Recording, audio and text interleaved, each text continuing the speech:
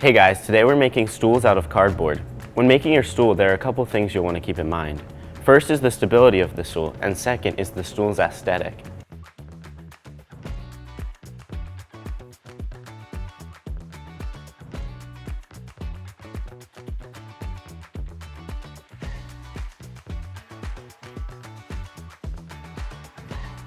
When designing my stool, I decided to increase the angle that the legs were from the base in hopes that it would increase stability.